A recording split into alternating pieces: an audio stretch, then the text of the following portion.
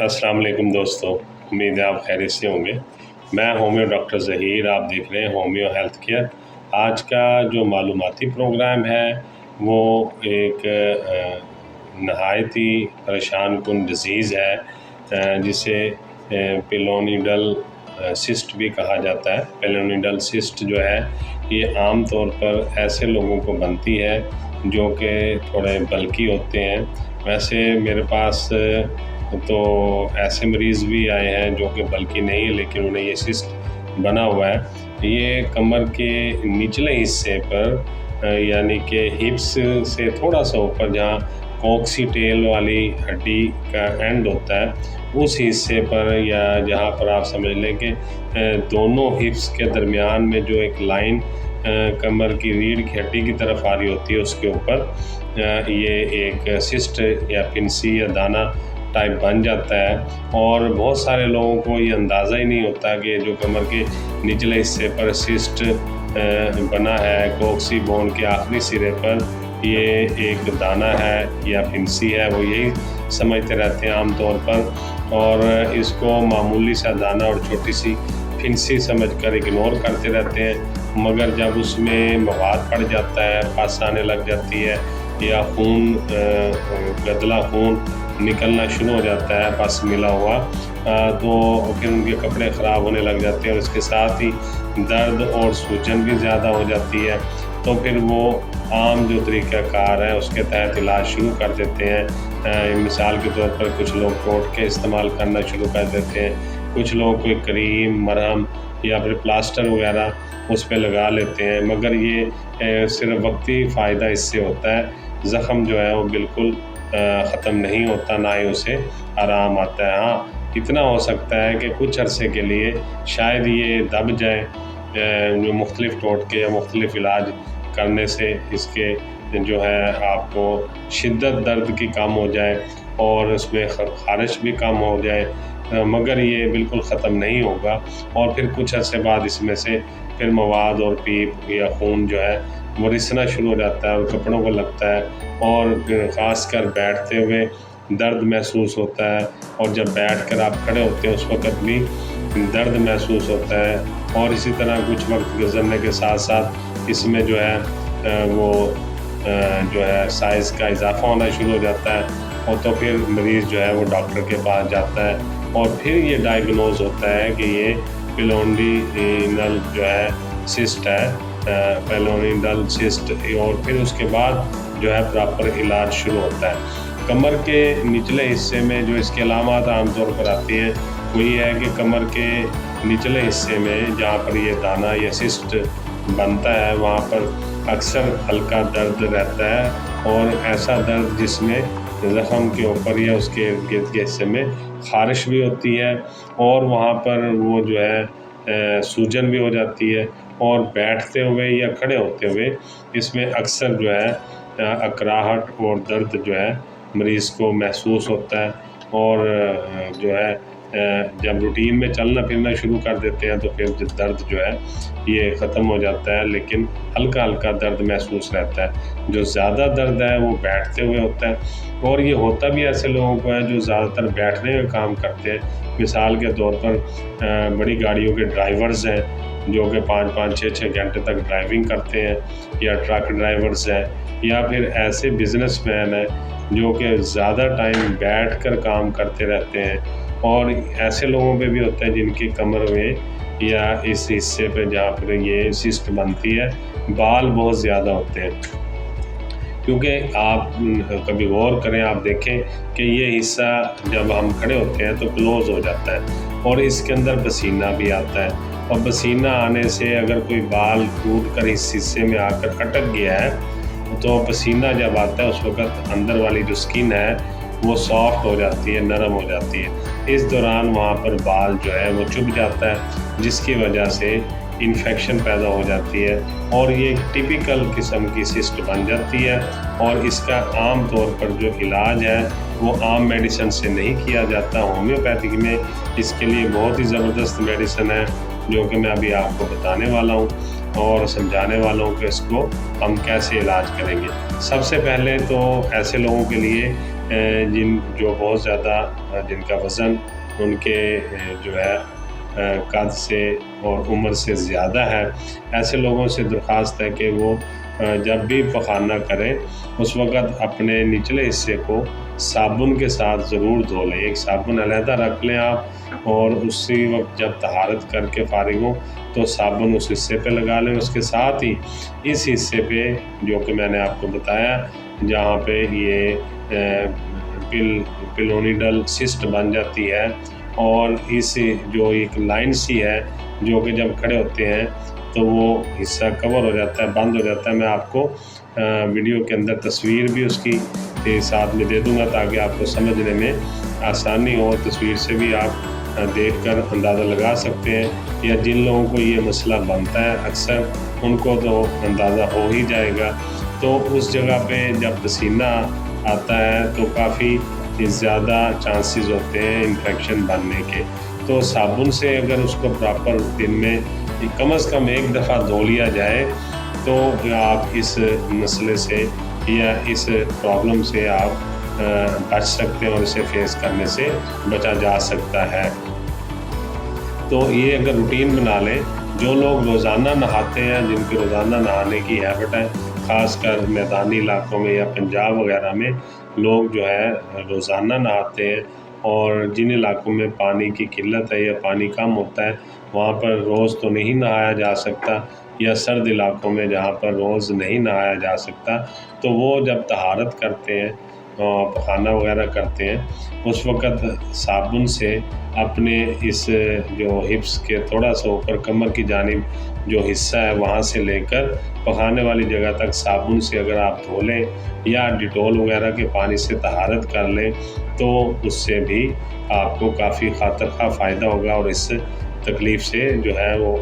بچا جا سکتا ہے۔ اس میں جو سب سے اہم اور بڑی میڈیسن ہے جو استعمال ہوتی ہے ہومیوپیتھک میں، روٹین کی ادویات جو ہے وہ میں آپ کو بتا دیتا ہوں، مگر ہر مریض کے لیے اس کی عمر کے حساب سے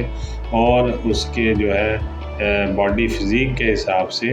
میڈیسن جو ہے تھوڑی سی مختلف بھی ہو جاتی ہے، لیکن عام طور پر جو ادویات اس میں استعمال کروائی جاتی ہیں وہ میں آپ کو بتا دیتا ہوں۔ سب سے پہلے میڈیسن ہے اس میں جو ہم بڑی طاقت میں دیتے ہیں وہ سلیشیا ہے، جسے آپ کم از کم 5 دن بعد اور یا 10 دن کے بعد دوبارہ دہراتے ہیں،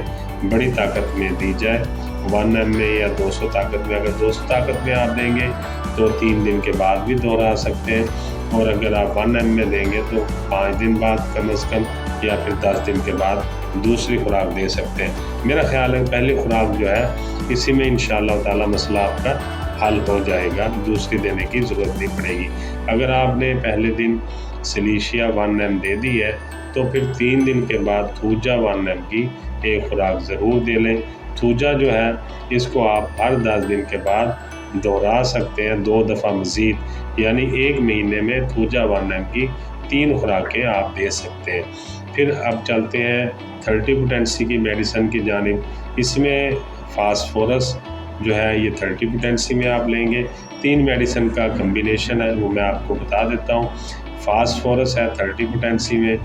بیلا ڈونا ہے 30 پوٹینسی میں، اور ہپر سلف ہے 30 پوٹینسی میں۔ آپ نے کرنا یوں ہے کہ ان تینوں ادویات کو لے لینا ہے اور کسی خالی شیشی میں برابر مقدار میں ملا کر آپ نے اس کو حل کر لینا ہے، اور پھر اس کے 10 قطرے صبح، 10 دوپہر اور 10 شام میں مریض کو دیں گے۔ اور اس کے ساتھ کلکیریا فلور جو ہے 6x پوٹینسی میں آپ مریض کو استعمال شروع کروا دیں گے، یعنی کلکیریا فلور 6x میں 4 گولیاں صبح، 4 دوپہر اور 4 رات میں۔ اس کے ساتھ ایک اور میڈیسن ہے وہ بھی میں آپ کو بتا جو 200 پوٹینسی میں آپ یہ یوز کریں گے، مائرس ٹیکا سیبی فیرا، یہ میڈیسن لے لیں گے 200 پوٹینسی میں۔ اس کا جو ہے 5 قطرے صبح، 5 دوپہر اور 5 رات میں مریض کو دیں گے۔ بہتر تو یہ ہے کہ جب آپ سلیشیا 1 ml کی خوراک دے دیں اس کے 2 دن بعد اس کو شروع کروا دیں، کیونکہ یہ بھی سلیشیا کے بعد زیادہ استعمال ہوتی ہے، اور یہ ایسے جلد کے ریشوں میں اور ہڈیوں کے غلاف کے اوپر جو سوزش ہوتی ہے، جو کسی چوٹ کے بعد یا کسی زخم کی وجہ سے بن جائے اور اس میں شدید قسم کا مواد بھی نکل رہا ہو، خارش بھی ہو رہی ہو، جس طرح کے کوئی ناسور وغیرہ، کاربنکل وغیرہ یا کوئی پھوڑا ہوتا ہے، اس میں یہ بہت زبردست کام کرتی ہے۔ یہ میڈیسن جو ہے انگلیوں کے جو ناخن کی کوریں پک جاتی ہیں پاؤں کے یا ہاتھوں کے، اس میں بھی میڈیسن دینے سے جو سختی ہوتی ہے زخم کی وہ فوری طور پر نرم ہو جاتا ہے، سوجن ختم ہو جاتا ہے، گانٹھیں اس میں جو بن جاتی ہیں زخموں میں وہ بھی ٹھیک ہو جاتی ہیں، اور جو ریشوں میں جلن کے ساتھ سوزش ہوتی ہے اسے بھی یہ ٹھیک کرتی ہے، اور پیپ جو ہے یعنی زخم کو جلدی پکاتی ہے، اور اس کو جو ہے پیپ کا جلدی اخراج ہوتا ہے اور پھر وہ زخم ٹھیک ہو جاتا ہے۔ اس کو جو ہے عام طور پر ایسے زخموں میں ہم استعمال کرواتے ہیں جس میں نشتر وغیرہ کی ضرورت نہ ہو اور زخم کچا ہو، اور ڈاکٹر جو ہے سرجیکل والے اسے ابھی سرجری نہ کر سکتے ہوں، تو پھر اسے جو ہے یہ دوائی دی جاتی ہے زخم کو پکا کر، اور بغیر آپریشن کے، بغیر سرجری کے اس کے مواد کو نکال دیتی ہے اور زخم ٹھیک ہو جاتا ہے۔ اور یعنی اس کا کام یہ ہے کہ پھوڑوں کو، پھنسیوں کو یا ایسے زخموں کو جو کہ ابھی کچے ہوں، جن کے اندر مواد ابھی بننا شروع ہوا ہے یا کم بنتا ہے لیکن اس میں شدید درد ہو، سوجن بھی شدید ہو، جس کی وجہ سے بعض اوقات مریض کو بخار بھی چڑھ جاتا ہے، اور ایسے جن کے پھوڑے، پھنسیاں یا ایسے زخم جن کے ارد گرد کا ایریا بھی کافی سرخ ہو جاتا ہے، سوج جاتا ہے، تو یہ اس میں دیا جاتا ہے۔ یہ ان کو پکا کر ان کا منہ بنا دیتی ہے، انہیں پھاڑ دیتی ہے، اور جو مواد ہے وہ باہر نکل جاتا ہے۔ بگندر میں بھی یعنی ناسور مقد میں بھی یہ بہت اچھا کام کرتی ہے،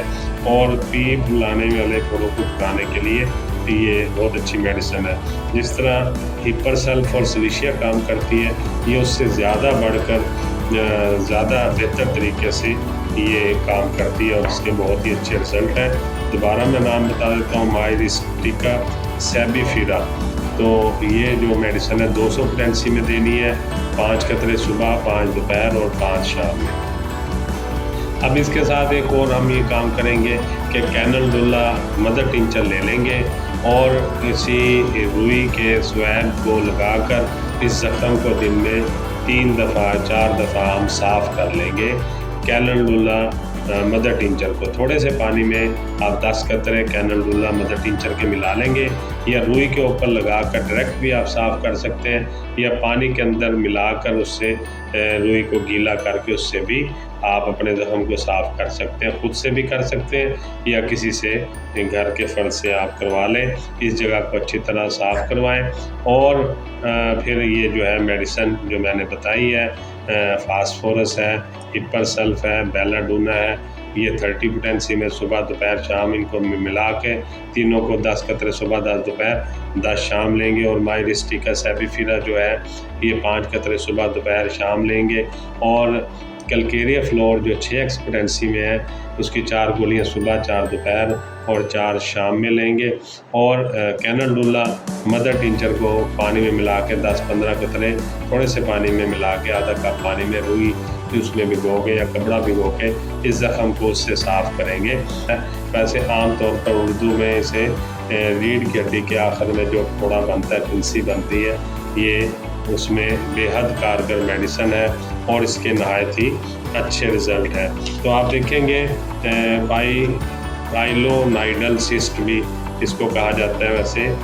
جو اردو کا تلفظ ہے اس میں پائلونائڈل سسٹ ہم کہہ دیتے ہیں، اور جو انگریزی میں بولنے میں تھوڑا سا اس کا مختلف ہے تلفظ۔ تو بہرحال اس کی میں تصویر اور نام دونوں لکھ دوں گا، تو آپ کو آسانی سے یہ سمجھ میں آ جائیں گے۔ تو امید کرتا ہوں آپ کو آج کا معلوماتی پروگرام پائلونائڈل سسٹ کے بارے میں ہومیوپیتھک ادویات کا اچھا لگا ہوگا۔ میں ہومیو ڈاکٹر ظہیر بہت ساری دعاؤں کے ساتھ آپ سے اجازت چاہوں گا۔ السلام علیکم۔